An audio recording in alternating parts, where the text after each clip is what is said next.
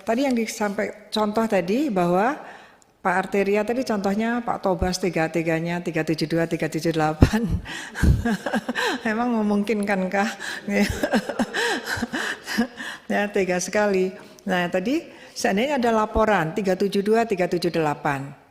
372, 378 biasanya pelapor memang begitu menginginkan ada TPPU-nya. Itu bisa disampaikan. Bahkan saya mengatakan kepada penegak hukum, terutama KPK misalnya, kalaupun tidak ada, misalnya tindak pidana korupsi, yang dikorupsi uang, yang disita mobil lah, itu mobil itu kan TPPU, kan yang disita uang itu jadi mobil. Ketika uang hasil korupsi jadi mobil itu namanya TPPU. Tapi sayangnya KPK jarang sekali, tapi kalau yang lain sering, karena saya sering. Saya tahun lalu saja sekitar 20-an saya memberikan keterangan ahli di penyidikan. Dan banyak sekali, sudah banyak sekali TPPU bisa, terutama yang dilaporkan kejahatan asal, kemudian yang korban menginginkan ada TPPU-nya. Kenapa? Karena korban menginginkan uang itu kembali. Termasuk kalau ada temuan korupsi, yang seperti sekarang ini ya tentu harus pakai TPPU lah, uang-uang itu gimana, di mana, siapa yang, masa ada orang menguasai hasil korupsi terus kemudian dia tersentuh saja, tidak. Nah ini kan kita mau membangun integritas bangsa, moral bangsa, jangan mau menikmati hasil kejahatan. Katanya tadi kan harus tabayun, yang kita nikmati yang sudah kita tabayun bahwa itu adalah tidak terlibat kejahatan. Itu sebetulnya inti dari TPPU seperti itu. Namun memang bisa. Tetapi saya termasuk yang tidak sepakat kalau ke pengadilannya gelundungan tanpa ada kejahatan asal. Kecuali memang saya disebutkan di sini juga jenis-jenis pelaku. Pelaku TPPU itu bisa pelaku yang utama yaitu principal violators, yaitu orang yang korupsi dan kemudian dia melakukan TPPU. Yaitu mungkin hasil korupsinya diberikan kepada istrinya, diberikan mobil untuk anaknya. Nah itu adalah pelaku, dia dapat yang double crimes, dia kejahatan asal, korupsi dan TPPU. Dia dua dalam satu berkas kalau bisa, pasal 75 kan disampaikan dalam hal penyidik tindak pidana asal menemukan bukti permulaan tindak pidana pencucian uang, maka penyidik menggabungkan antara tindak pidana asal dan TPPU dan lapor kepada PPATK.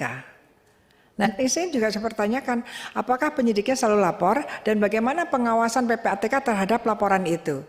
Saya berpikir nampaknya sistem tidak jalan semuanya, tidak semuanya jalan, beda ya Pak, jalan semuanya.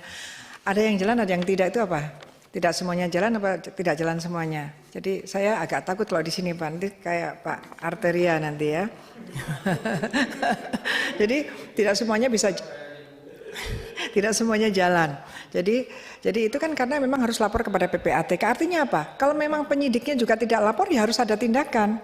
Kalau kemudian PPATK yang tidak tahu juga harus ada tindakan. Itu jadi memang seharusnya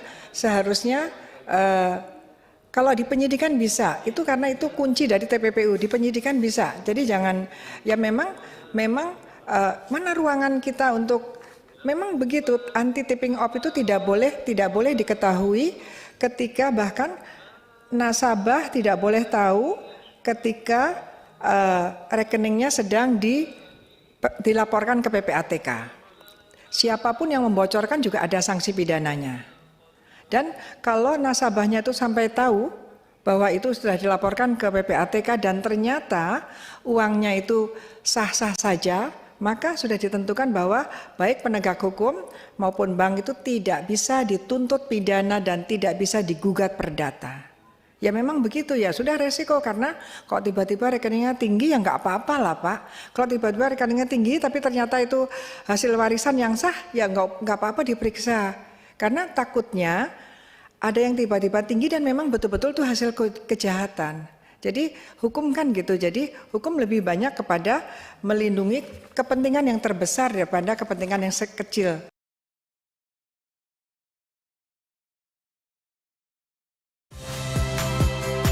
Saya Valentina Sitorus. Saksikan program-program Kompas TV melalui siaran digital, pay TV, dan media streaming lainnya. Kompas TV, independen, terpercaya.